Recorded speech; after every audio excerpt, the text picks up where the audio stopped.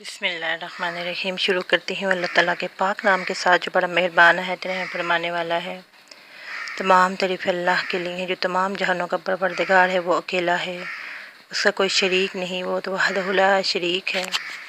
اللہم صلی علی محمد و آلہ وبارک وسلم۔ درود و سلام ہو آپ صلی اللہ علیہ وآلہ وسلم پر اور آپ صلی اللہ علیہ وآلہ وسلم کی آل پر۔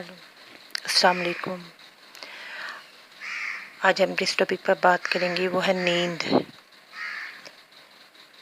انسان گہری و مکمل نیند کرے تو اس کی صحت ٹھیک رہتی ہے۔ عموماً 7 سے 8 گھنٹے نیند کرنا ایک انسانی جسم کو ٹھیک رکھتا ہے، جس سے انسان کے دماغ کو بھی سکون ملتا ہے۔ نیند نہ آنے سے بے چینی رہتی ہے، انسانی جسم کا نظام بھی ٹھیک نہیں رہتا، انسان کو تھکاوٹ کا احساس ہوتا ہے۔ اس سے نیند نہ آئے تو انسان بے چینی کی اور بے سکونی کی کیفیت میں رہتا ہے اگر اسے اچھی طرح رات کو نیند نہ آئے تو۔ آج میں آپ کو نیند لانے کے لیے 2 عمل بتاؤں گی۔ بزرگوں سے یہ سنا گیا ہے کہ جس شخص کو نیند نہ آتی ہو، رات بھر بے چینی رہتی ہو، تو سونے سے پہلے 3 مرتبہ درود شریف پڑھ کر 3 مرتبہ اس دعا کو پڑھے۔ انشاءاللہ تعالیٰ پڑھنے والے کو گہری نیند آئے گی۔ یہ آزمودہ عمل ہے، آپ بھی ضرور آزمائیے گا، فائدہ ہوگا۔ دعا یہ ہے: اللہم بارک لی فی نومی، اللہم بارک لی فی نومی۔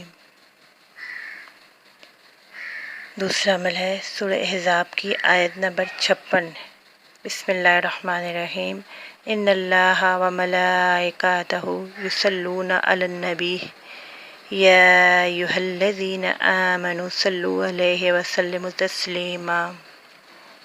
ترجمہ: بے شک اللہ تعالیٰ اور اس کے فرشتے درود بھیجتے ہیں نبی پاک صلی اللہ علیہ وآلہ وسلم پر۔ اے ایمان والو، تم بھی ان پر درود السلام بھیجا کرو۔ اس کی ایک تسبیح رات سونے سے پہلے پڑھ لی جائے تو اللہ تعالیٰ کے حکم سے نیند آ جاتی ہے۔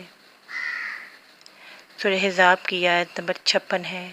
اس آیت میں بتایا گیا ہے کہ اللہ تعالیٰ اور اس کے فرشتے آپ صلی اللہ علیہ وآلہ وسلم پر درود و سلام بھیجتے ہیں، اور مسلمانوں تم بھی آپ صلی اللہ علیہ وسلم پر درود و سلام بھیجا کرو۔ یعنی اس آیت میں ہمیں درود و سلام پڑھنے کا حکم دیا گیا ہے، تمام مسلمانوں کو درود و سلام پڑھنے کا اس آیت مبارکہ میں حکم دیا گیا ہے، اور یہ وہ مبارک کام ہے جو اللہ تعالیٰ اور اس کے فرشتے سر انجام دیتے ہیں۔ انشاءاللہ تعالیٰ اس آیت مبارکہ کے پڑھنے سے انسان ساؤنڈ سلیپ میں چلا جاتا ہے، اسے گہری نیند آتی ہے۔